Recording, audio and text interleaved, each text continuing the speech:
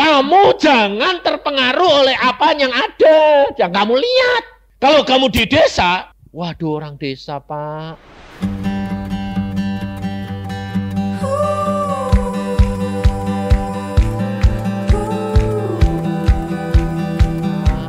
Ya ndak bisa toh Pak bangun gereja. Loh. Ya kami mengharapkan orang kota Pak. Salah. Alkitab berkata mengharap manusia terkutuk. Jadi tidak pernah kamu dapat bikin gereja. Nah bagaimana? Tekuk lutut, ngucap syukur. Allah punya langit dan bumi. Elia saja nyumput burung gagak disuruh. Apalagi manusia. Pasti dikirim. Caranya bagaimana? Tidak tahu. Jalan saja. Nah, hal ini terjadi saudara di Ungaran. Nah, jemaatnya mbok-mbok orang kampung, kemudian dia bilang, Tuhan kami mau bangun gereja karena ini sudah tidak cukup, kita kontrak sekarang bikin sendiri. Mbok, ayo semua berdoa, berlutut, mengetuk pintu surga. Bagaimana caranya? Itu urusannya Tuhan. Burung gagak saja bisa diperintah. Apalagi manusia, sudah jangan ngurusin. Saudara tahu? Jadi orang kota mampir, lu ini kok ada apa nih? Oh bangun gereja. Anggotanya berapa? Oh 200. Dari mana? Oh dari kampung-kampung. Oh. Nah ini kok sudah dipakai? Ya sudah berdiri, belum ada lantainya, belum ada apa-apanya. Oh enggak apa-apa, Tuhan tuh kaya. Ini anak Tuhan yang lewat sana. Nah ini dia. Ada yang sponsori Pak? Tidak ada. Yesus. Bagaimana caranya? Tidak tahu. Nah, ada orang nyeletuk. Ini sudah berdoa. Suruh ngambil apa? Besi beton berapa? 12 juta. Hah? Nah terus duitnya berapa? Nggak, belum ada. Nah nanti kalau udah bisa bayar Pak, ya Tuhan yang malu. Nah disuruh kok. Sudah dicek, sudah. Bagaimana caranya? Sembayang, mantap semua. Ya. Ya sudah. Orang ini, kok Isa punya iman kayak gitu ya? Hebat ya. Dia habis ngomong gitu, Tuhan bilang apa? Ya makanya itu aku kirim kamu. Loh, aku justru kagum Tuhan. Nah ya kamu kagum toh. Karena kamu enggak punya iman kayak gitu toh. Nah, tapi aku memberkati kamu toh. Iya. Nah ya, aku kirim kamu itu buat apa? Oh.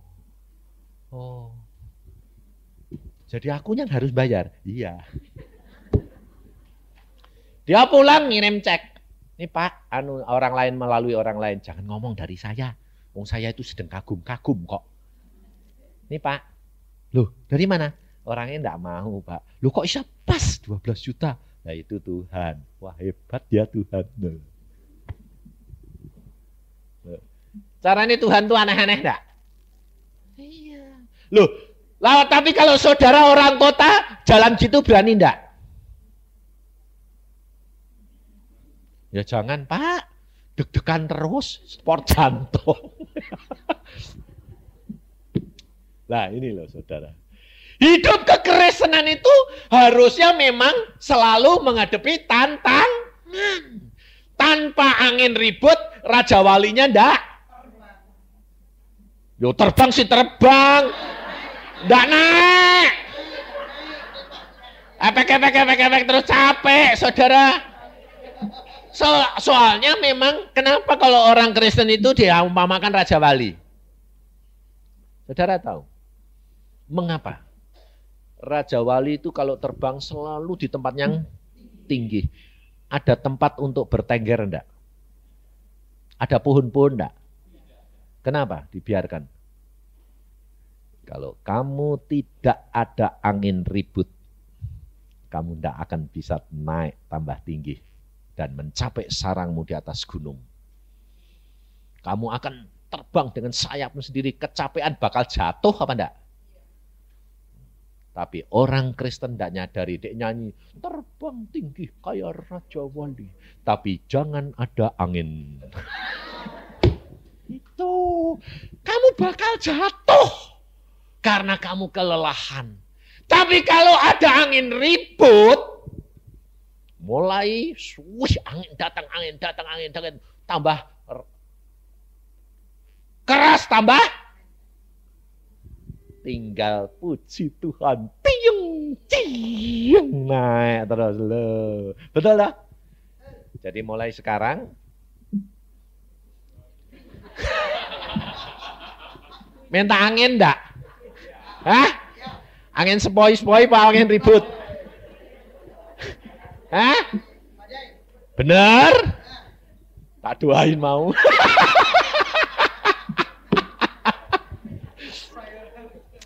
Nah ini loh saudara. Kita kerap kali sudah tahu tapi takut. Tak berani saudara. Kapan kamu bisa naik? Gak bisa. Makanya itu. Maka dari itu Tuhan Yesus sudah berkata, satu orang diselamatkan, seluruh isi keluarga diselamatkan. Itu penting sekali. Jadi kalau saudara sudah mengenal akan firman, kebenaran ini, saudara jangan takut. Kalau ada badai melanda keluargamu, berarti kamu yang sudah tahu harus ngucap syukur. Jangan turut panik. Suamimu panik, wah ribut, gak apa-apa. Kamu mesti bisik-bisik sama anakmu. Tenang. Ada badai beneran. Nanti bapakmu sudah kelabaan, nangis-nangis, sedih, murung, nangis. Pertolongan datang, Yesus. Dia akan mengenal siapa Yesus itu yang sebenarnya. Ini harus saudara. Tapi saudara lihat gitu, Pak, enggak sampai hati, Pak. Karena saya sayang sama suami saya. Stres, Pak. Lalu aku jadi turut stres, Pak. Bubar. Penolongnya turut stres. Kecemplung semua. Tidak ada yang dukung, saudara. Ini kenyataan, saudara. Saudara dan saya sudah dipilih Tuhan.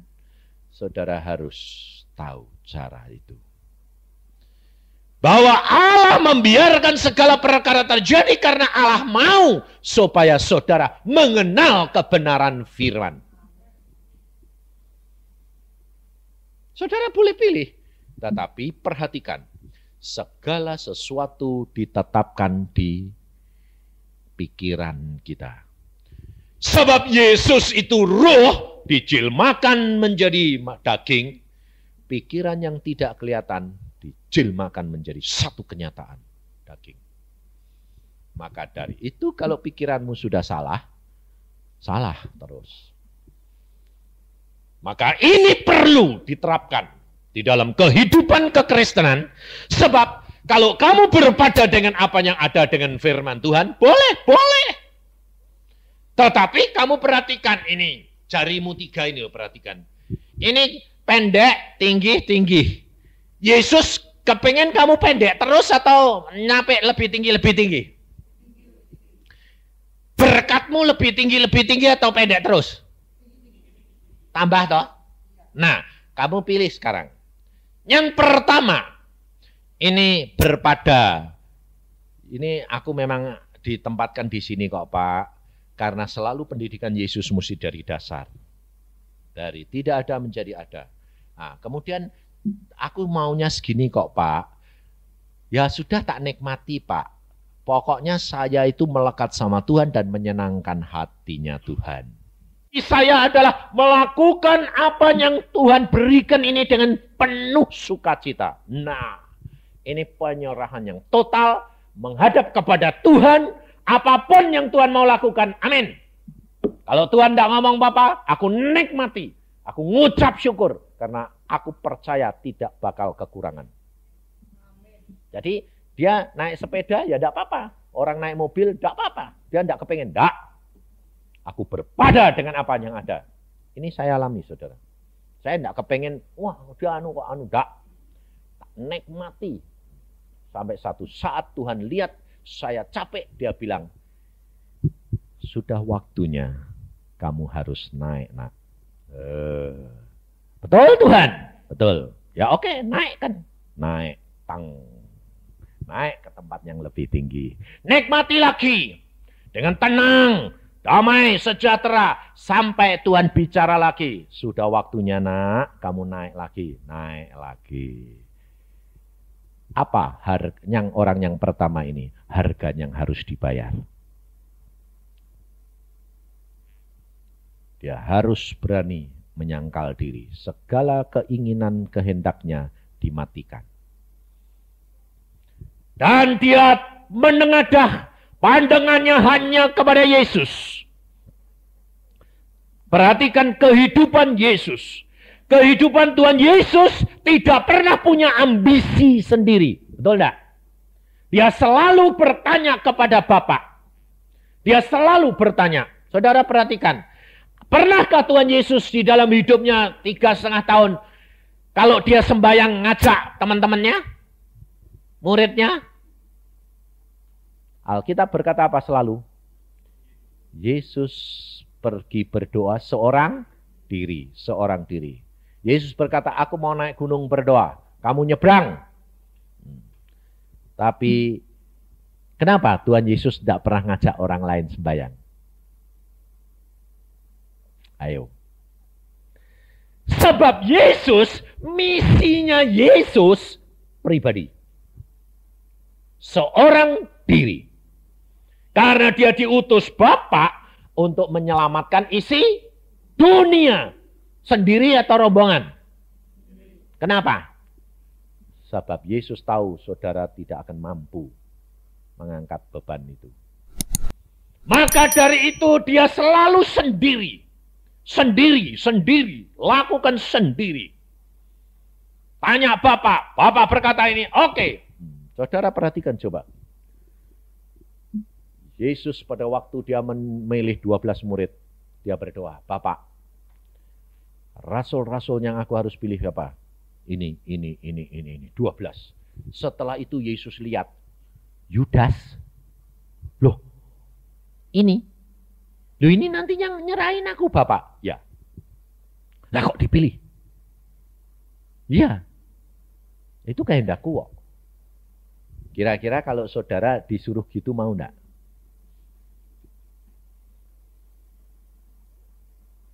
Tahu orang itu nyerahin bakal jual kamu. Tapi pilih jadi muridmu. Mau enggak? Nah ini. Sangkal diri.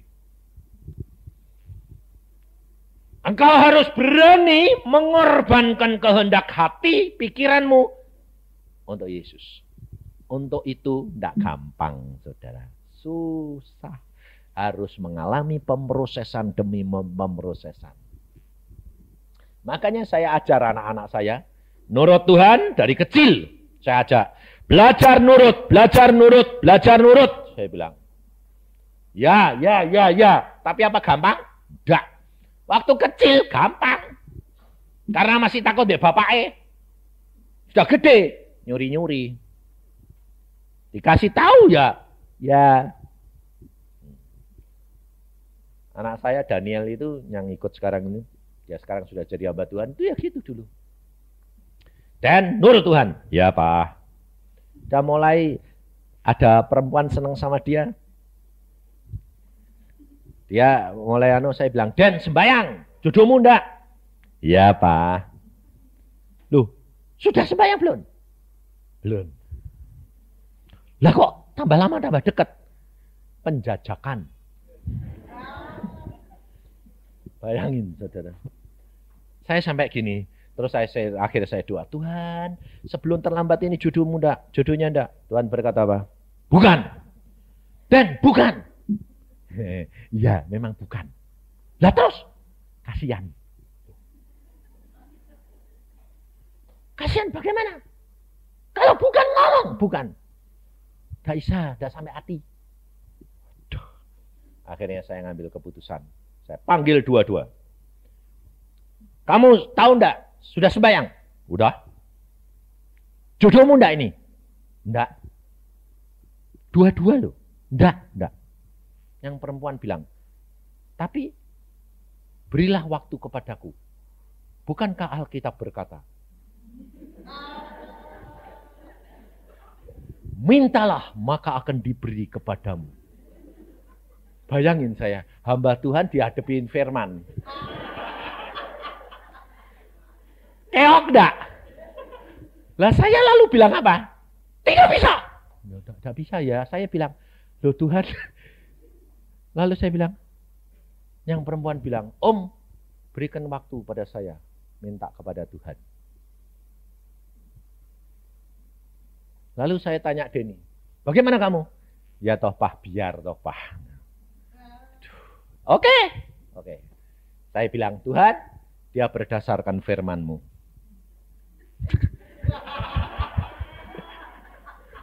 Dan sekarang kau yang membuktikannya. Betul dah? Oke. Tambah 2 tahun, saudara. Doa wakil Tuhan, sudah 2 tahun loh Tuhan. Tuhan bilang, tetap bukan jodohnya. Aku tidak berkenan. Oke, tidak. Ya, tidak. Tapi tambah lama tambah dekat, tidak bisa pisah. Saudara tahu? Saya jengkel. Saya marah. Ya, sebagai orang tua saya tegas. Kalau kamu tidak nurut Tuhan, lebih baik aku tidak punya anak kamu. Aku buang kamu. Saya. Langsung saya lapor Tuhan. Tuhan, daripada anakku tidak nurut engkau, aku mengasihi dia lebih daripadamu, tidak layak menjadi hambamu, aku lebih baik tidak punya anak dia. Saya panggil. Kalau kamu mau kawin, kawin. Tapi aku tidak akan akui kamu sebagai seorang anak. Lalu Denny berkata, aku tidak mau kawin. Kalau Tuhan tidak setujui saya. Akhirnya saya marah, saya hadapkan Tuhan, saya bilang, Tuhan, aku mau bertindak tegas. Saudara tahu, Tuhan bilang apa? Itu anakmu atau anakku? Yang tak titipin kamu. Wah bingung lah. Aku bilang, anakmu. Nah, kamu mengasihi dia sama aku mengasihi dia. Mengasihi mana? Engkau mengasihi dia lebih. Ya. Nah, kalau kamu sudah tahu gitu, kenapa kamu tidak serahkan aku? Ayo sudah. Nah terus aku tugasku apa? Sebagai orang tua. Berdoa. Dan biarkan aku yang akan atur dia bertindak. Oke? Langsung saya bilang, mulai hari ini kamu berhadapan dengan Tuhan. Rasain lu. Papa berdoa, alami dewek. Gepeng gue. Nah, lalu saya sembahyang, rileks. Istri saya bilang, bagaimana? Rileks saja. Nah, satu saat Tuhan berkata, nak, kamu harus berangkat ke Australia. Nah, Tuhan bilang apa? Saya harus pergi ke luar negeri, Pak. Buat apa? Suruh sekolah. Oke. Nah, terus sekolah di sini tinggal saja pergi. Nah, oke. Saya yang jadi bingung lagi. Tuhan, biayanya ngapain ini? Caraku bukan caramu. Ya sudah. Kapan berangkat? Minggu depan. Urus semua berangkat. Nah, bagaimana dengan perempuan itu? Saya bilang, wah ini orang tua ini Tuhan. Tanggung jawab, betul enggak? Ini bagaimana Tuhan? Masa ditinggal begitu saja? Tuhan berkata, datangi orang tuanya. Loh, bingung saya. Datangi. Iya, tanyai orang tuanya. Bagaimana maunya? Wah, ya wis. Saya sih nurut istri. Ayo ikut, datang nama. Nanyai. Ya, nanya apa? Lah dek sana bilang, ya dikawinin dulu. Lah kan bubar. Nah, saya bilang, nggak tahu. Itu resiko. Iya dah. Ya sudah datang. Dek. Anak saya mau ke Australia minggu depan. Bagaimana saudara, wong hubungannya dua anak ini sudah dekat, pacarannya sudah 4 tahun, bagaimana saya sebagai orang laki, yang pihak laki kan harus tanggung jawab. Ya toh, logis toh. Apalagi orang Kristen, hamba Tuhan lagi. Bapak ibunya ngomongnya bilang, wah bagus sekali. Saya cuma panen. Bagus sekali. Itu yang saya tunggu-tunggu.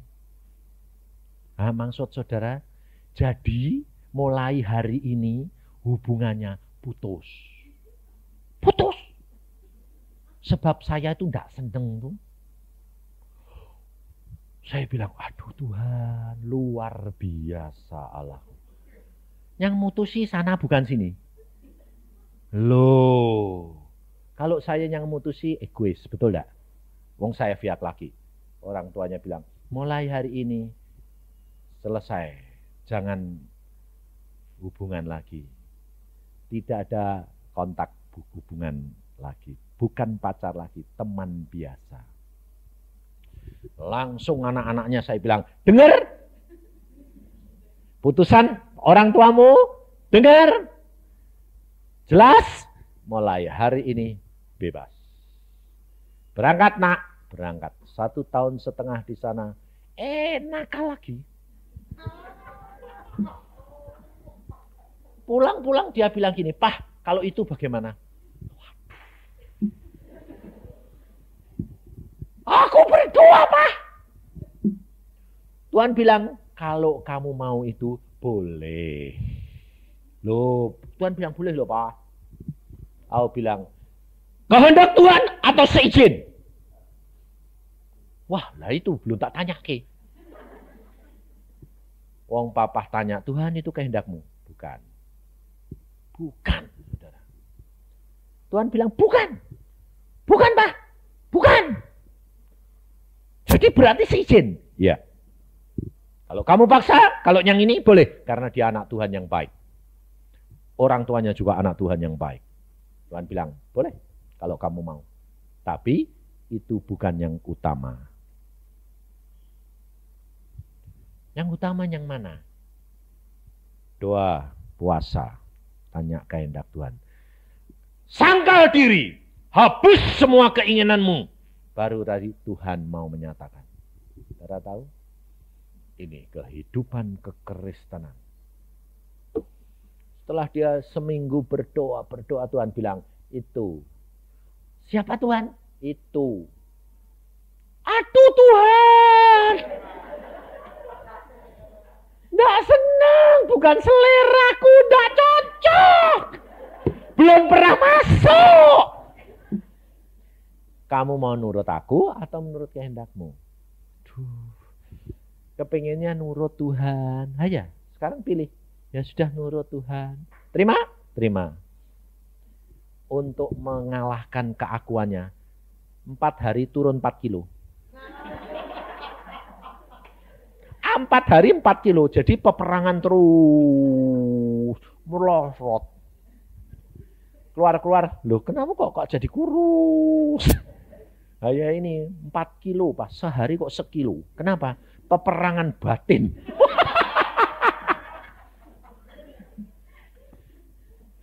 Menyangkal diri itu jangan saudara kira gampang. Sulit sekali saudara. Makanya saya mesem terus. Pak, saya sudah ditunjuk. Papa sudah dikasih tahu. Aku sih sudah. Mama sudah. Adikmu sudah kok. Cuma kita diam saja. Biarin kamu sendiri. Rasain loh. Setelah dia bilang, siapa Pak? Kamu ngomong. Tulis atau ngomong. Nanti kita ngomong. Pasti. Kita kan sudah tahu semua sak keluarga. Saya bilang. Ngomong. Si selfie. Ya. Iya Pak, kok dikasih itu sih Pak? Itu yang terbaik. Nah, ya sudah, terima. Saudara tahu. Lalu pada waktu itu saya bilang, jangan cepat-cepat. Kalau kamu sudah tahu, jangan sepihak. Harus 2 pihak. Pihak sana harus Tuhan bicara. Dan tidak hanya anaknya, tapi orang tuanya juga. Ini hidup kekristenan, saudara. Satu contoh yang nyata langkah demi langkah. Lalu saya berdoa, Tuhan kapan? Lusa. Oke. Lusa. Oke, saya telepon. Tuhan, ini benar. Aku minta tanda. Kalau benar, aku telepon anaknya yang terima. Bukan bapaknya. Oh, malah lucu toh. Padahal anaknya jarang terima telepon. Justru saya minta yang aneh-aneh. Saya telepon, celeng. Anaknya. Kenapa kok kamu bisa terima telepon? Lah semua sembayang kok om yang lain. Nah, kamu sudah selesai. Langsung saya tembak. Kamu tahu enggak jodohmu siapa? Tak tembak langsung. Dia bilang, tahu. Siapa? Anaknya om. Kaget aku. Kamu sudah ngasih tahu orang tuamu? Enggak. Malu om. Waduh. Papamu sudah tahu belum? Mungkin sudah tahu. Tapi ya enggak pernah ngomong tuh. Sebab ada orang senang sama saya, papa enggak setuju. Papa bilang, bukan itu. Berarti papa sudah tahu ini. Mau papa bilang, bukan itu. Namanya sama, tapi bukan. Namanya ya Daniel, orang yang senang dia. Bukan itu. Nah, bapakmu mana? Nah itu om, baru keluar. Panggil. Saya bilang, Bert, to the point. Oh ya pak, ada apa pak? Kamu tahu enggak jodoh anakmu perempuan itu? Tahu? Siapa? Anakmu. Wah. Istrimu? Tahu, anakmu. Oh ya sudah, kamu setuju enggak? Setuju. Kamu tahu enggak dia pacaran sama perempuan lain itu 4 tahun? Tahu. Kamu tahu enggak nakalnya Denny? Tahu. Kamu mau terima adanya? Mau apa adanya? Iya, wong emangnya Tuhan yang nyuruh. Oke, terima, terima. Jadi besok berkati. Iya. Enggak ada cara lamar-lamaran, saudara tahu. Loh, ini loh, antik enggak? Hah? Nah, saudara tahu, kalau dari Tuhan itu diatur rapi, luar biasa. Saya lihat gitu sampai geleng-geleng. Ini ternyata kok disediain semua. Cuma sekarang yang menjadi masalah buat kita, timingnya tepat atau enggak. Kalau timingnya enggak tepat, piye? Kacau, bubar. Maka dari itu, buah roh itu adalah sabar. Loh, menantikan waktu dan saatnya Tuhan. Berani bayar harganya? Hah? Nggak dicap orang aneh? Tata kerama nggak ada? Anak perempuannya dilamar enggak? Tanya langsung, ditelepon lagi. Kalau Tuhan yang ngatur semuanya, luar biasa. Damai, sejahtera. Dan setelah itu dia bilang, sekarang kamu saling mengasihi. Dua-dua saya tanya saudara, kamu pernah bisa sayang enggak? Walah, belum pernah ketemu. Ya sudah mulai. Waktu kami berkati saudara, dua-dua. Dia berkata apa? Kasih Tuhan itu mengalir. Kita mulai saling bisa mengasihi. Mengasihi. Loh, saudara. Luar biasa kalau dari Allah. Karena apa? Bukan aku, tapi Allah yang mengerjakan di dalam aku. Ini hidup kekristenan, saudara. Tidak terima nasib, tetapi mengerti akan kehendak Tuhan. Terima apa adanya, berpada dengan apa yang ada. Terima. Tapi kita tahu apa kehendak Tuhan di dalam hidup kita. Kita lakukan bagian kita, Allah melakukan bagiannya. Maka luar biasa Allah itu.